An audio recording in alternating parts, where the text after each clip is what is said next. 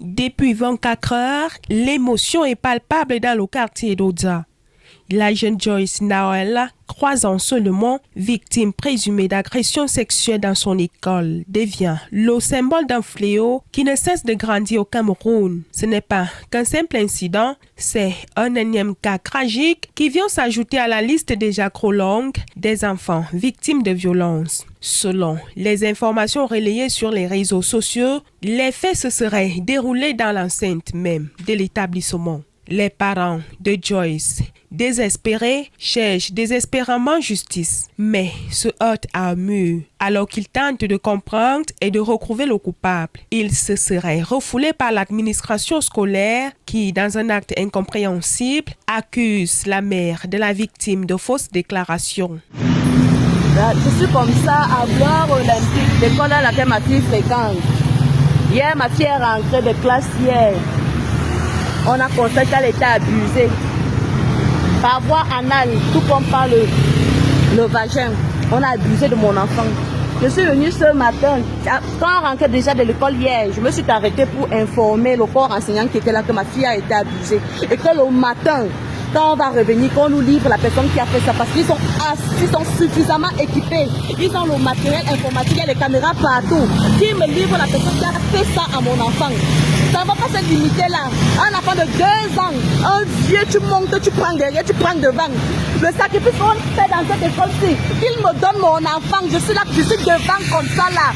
Aujourd'hui là, ils viennent faire les intimidations que oh, vous n'allez pas le véhicule, ça va tourner au vinaigre.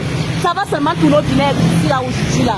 Quand me rendre mon enfant, quand mon enfant est venu, quand me rendre mon enfant, quand me rendre mon enfant. On a abusé de Nawal ici là hier. On a abusé de Nawal méchamment. Le rituel que la personne a voulu accomplir, il va lever tout ça aujourd'hui là. Dès que mon enfant rentre ici là net. Bissang Ongba, Pauline Just Nawal.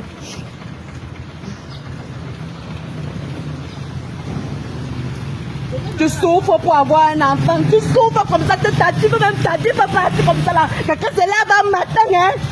On ne se connaît pas, tu viens monter sur mon enfant.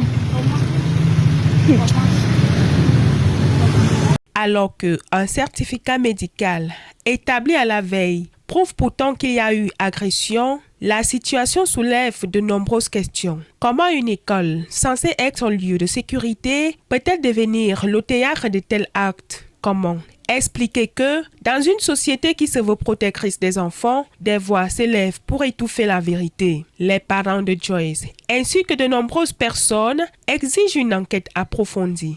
La protection des enfants, la vérité et la justice doivent être au cœur des priorités de la société. Comment pouvons-nous garantir la sécurité de nos enfants s'ils ne le sont ni à la maison ni à l'école? J'aurais 2 ou 3 choses à dire. La première des choses, c'est de doubler de vigilance. Quand je dis doubler de vigilance, c'est vraiment se rassurer que même le personnel que nous utilisons, nous le maîtrisons à fond. Parce que parfois on prend des jeunes filles qui aussi sont à la recherche à première vue du pain quotidien, mais qui parfois représentent des réseaux que nous ne pouvons pas imaginer. Donc la première chose, c'est de doubler de vigilance. La deuxième serait de beaucoup parler à nos enfants, surtout ceux qui vont à l'école, ceux qui peuvent déjà s'exprimer, de beaucoup leur parler. Malheureusement, il faut le faire.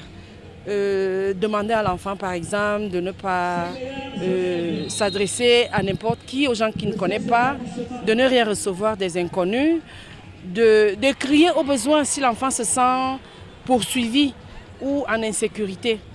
Bon, la troisième des choses, c'est une forte mobilisation de femmes. Parce que lorsqu'une maman perd un enfant, ce sont toutes les femmes qui crient. Ça fait peur déjà. Ça fait peur. Il faut vraiment que le gouvernement réagisse. Parce que nous ne comprenons plus là où nous sommes. C'est dangereux. Tu ne peux même plus envoyer l'enfant à la boutique ou bien quand l'enfant va à l'école, tu n'es pas sûr que l'enfant va rentrer. Tout cela, nous présentons ça à l'Éternel. Si vraiment... C'est vraiment tuer cette maman-là. Parce que vu que l'accouchement n'est pas du tout facile, quand tu regardes que la femme conçoit d'abord, tu portes ton enfant 9 mois, tu l'élèves, ça fait vraiment mal. et c'est pas du tout facile. Je crois que en ce moment, certaines personnes vont prendre ça par rapport aux échéances en cours pour les rituels mystiques. Moi, je trouve que c'est pas bien. Si les autorités de ce pays peuvent frapper la main sur la table pour éviter ça, c'est ma proposition.